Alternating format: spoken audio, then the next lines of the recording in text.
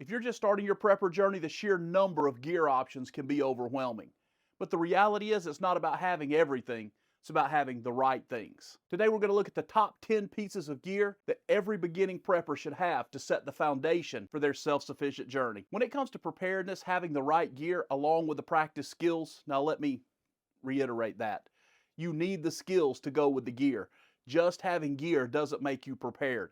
Having the skills that match the gear is what makes you prepared. You know the specific things that you encounter every single day and the specialized tools you need to do the jobs that are at hand. But I want to dive beyond the specificity and look at those broad general tools that every prepper needs as the foundation of their gear. The number one piece of gear, a multi-tool.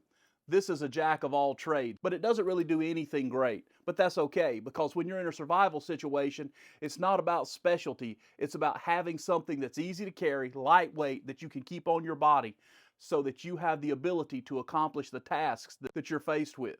A multi-tool in your bag or in your pocket is something that every prepper needs. Number two, water filtration. Having clean water at your disposal is vitally important in a survival situation.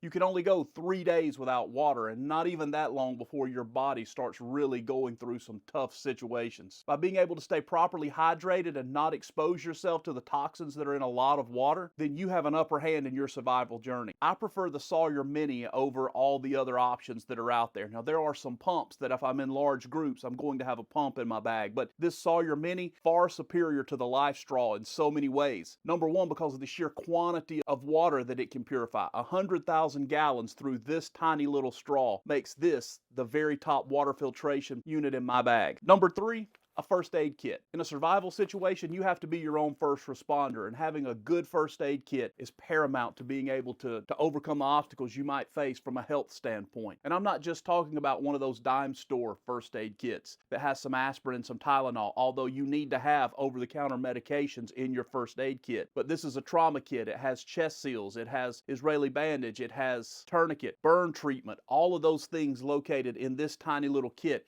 And you need a first aid kit on you at all times just in case things go sideways. Number five, a flashlight or a headlamp. A high quality flashlight or headlamp goes a long ways. I prefer a headlamp because it leaves my hands free. When investing in this, you need to choose something that's pretty bright. Nothing under 1500 lumens, and you're going to want to invest in a good quality brand that's durable, that's waterproof. If you've ever found yourself in the wilderness in the dark, it's a very tough place to navigate without light. So having a good headlamp or a flashlight is one of the most important items that every prepper can have. Item number six, a fire starter.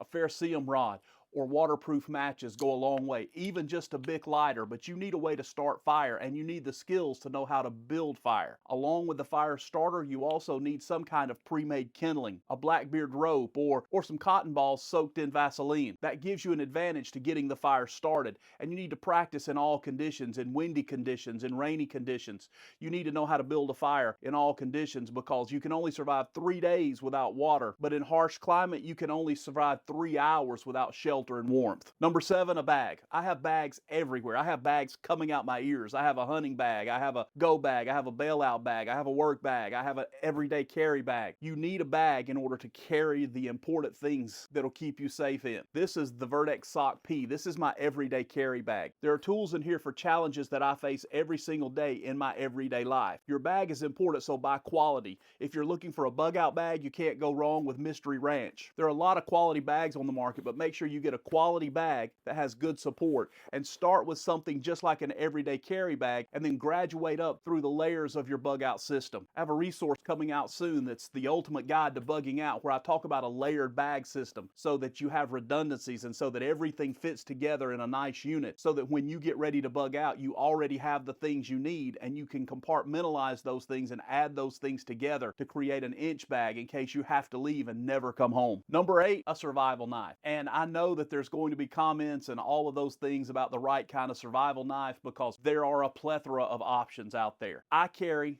the Rat 5. The Rat 5 is one of the greatest knives I've ever owned. I have multiple knives like this. I have one in my bump kit. I have one in my hunting bag. I have one in my truck. I have so many of these. It's a nice, well-built knife with a full tang. That means that it's actually one piece from the point all the way through the handle, which makes it a very sturdy knife so that you can pry, so that you can do those things and you don't have to worry about that blade breaking off. But there's another option. This knife was made famous by Alan Key on the show alone. This is a kukri. It's a large knife and it can be used for multi-functions. Different parts of the knife can be sharpened in different ways to allow you to accomplish different tasks with this knife. It's good for a situation where you have to clear brush because of its girth and its weight. It's a sturdy built knife. It's a little too large. It's not something that I like to carry, but it is something that I have just in case. Number 9, a portable solar charger. These things come in so handy from keeping flashlights charged or your GPS devices. One of these things can go a long way in your protection and in your safety. Number 10, an emergency blanket. An emergency blanket can keep you warm. It can act as a shelter in inclement weather. One of these simple little emergency blankets can be what stands between you and death. So make sure you have one of these in every vehicle, in your bag. These things come in handy. It doesn't look like much, but this gives you a great advantage over the elements. Prepping isn't about collecting gear. It's about collecting skills and marrying those skills to the gear that you need in order to survive.